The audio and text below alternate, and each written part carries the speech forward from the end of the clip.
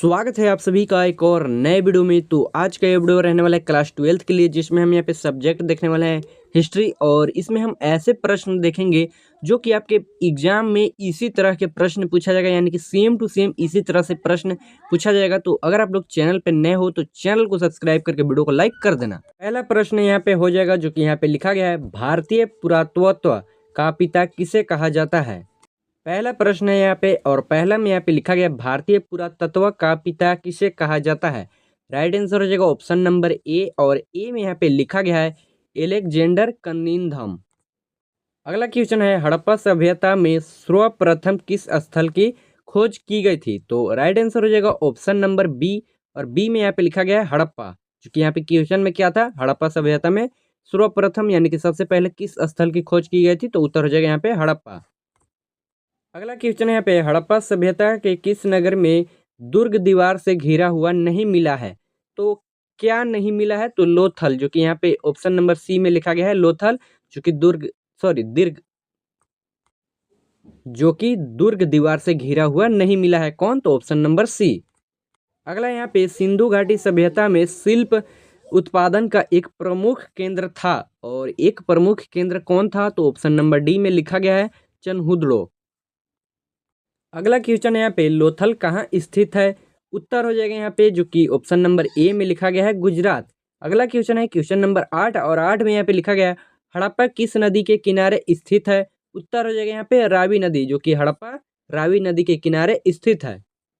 अगला क्वेश्चन है, अशोक के अभिलेख को सर्वप्रथम किसने पढ़ा, यानी कि सबसे पहले किसने पढ़ा। क्या पढ़ने के लिए यहाँ पे बोला गया है, तो अशोक के अभिलेख को। तो यहाँ पे ऑप्शन नंबर हो जाएगा सी, और सी में यहाँ पे लिखा गया है जेम्स प्रिंसेप।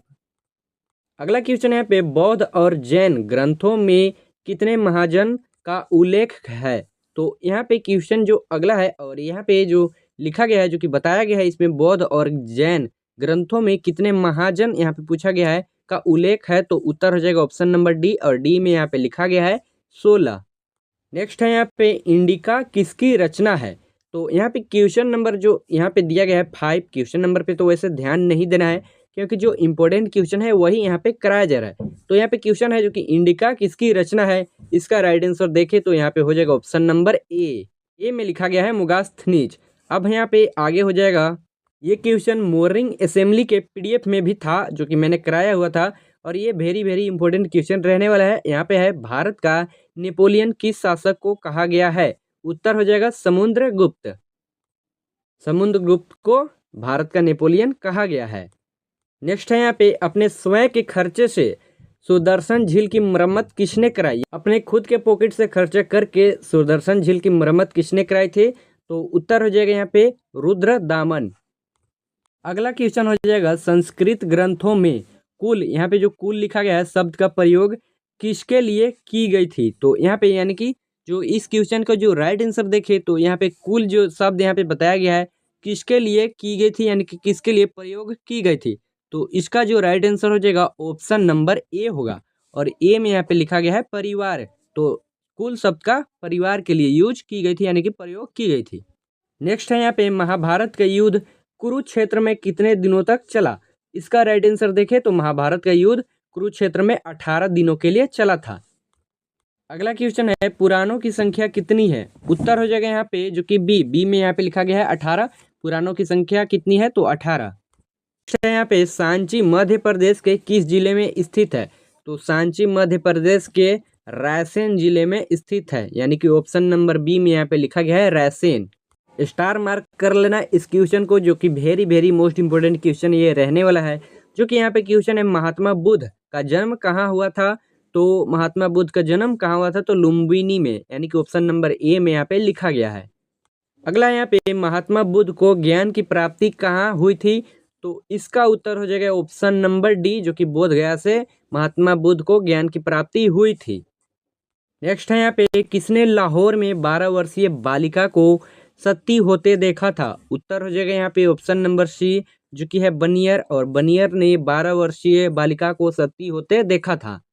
नेक्स्ट है यहाँ पे, किस यात्री को मध्ययुगीन यात्रियों का सरताज कहा जाता है। तो यहाँ पे इस क्वेश्चन का जो राइट आंसर होगा ऑप्शन नंबर सी होगा, और सी में यहाँ पे लिखा गया है मार्को पोलो।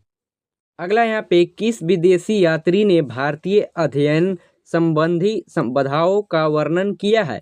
तो इस क्वेश्चन का जो राइट आंसर हो जाएगा ऑप्शन नंबर ए होगा, जो कि यहाँ पे लिखा गया है अलबरूनी। अगला क्वेश्चन है उलुक डाक व्यवस्था में किसका प्रयोग किया जाता है? राइट आंसर होगा घोड़ा का, जो कि उलुक डाक व्यवस्था में घोड़ा का प्रयोग किया जाता है।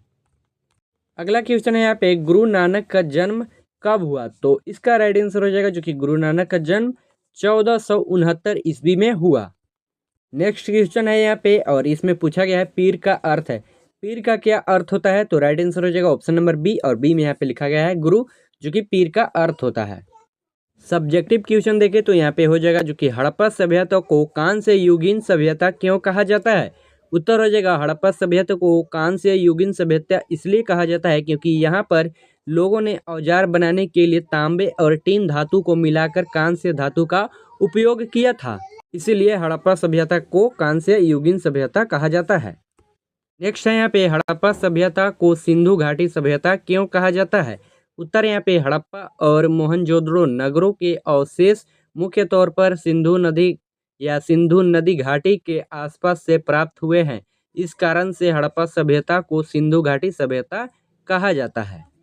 अगला यहाँ पे सिंधु घाटी सभ्यता में मनके बनाने के लिए किस सामग्री का उपयोग किया जाता था? उत्तर यहाँ पे सिंधु घाटी सभ्यता में मनके बनाने के लिए कार्नोलियन क्रिस्टल और यहाँ पे लिखा गया है सेलखड़ी, तांबा, जस्पर, क्वार्ट्ज, शंख, पत्थर, कांसा और सोना जैसी धातु का उपयोग किया जाता था। अगला यहाँ पे हड़प्पाई लिपि की दो मुख्य विशेषताएं बताइए। तो उत्तर यहाँ पे हड़प्पाई लिपि की दो मुख्य विशेषताएं, ए में यहाँ पे लिखा गया है हड़प्पा लिपि को आज तक पढ़ने में सफलता नहीं प्राप्त की जा सकती है, यद्यपि निश्चित रूप से यह वर्णमालीय नहीं है क्योंकि वर्णमाला के प्रत्येक चिन्ह एक स्वर या एक व्यंजक को दर्शाता है। बी में यहाँ पे लिखा गया है यह लिपि दाएं से बाएं लिखी जाती थी क्योंकि दाएं और अधिक अंतराल है जबकि बाएं और कम जगह है। अगला यहाँ पे लघु उत्तरणीय प्रश्न जो कि 5 नंबर के लिए या 3 नंबर के लिए पूछा जाता है एग्जाम में।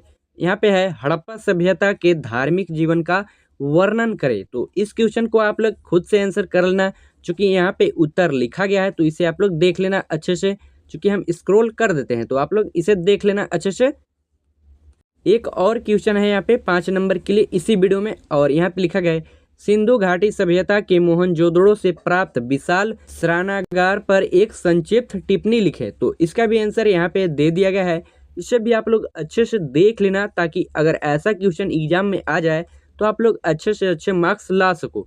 तो हम मिलते हैं किसी और वीडियो में, आप लोग सब्सक्राइब करके वीडियो को लाइक कर देना। तब तक के लिए बाय बाय।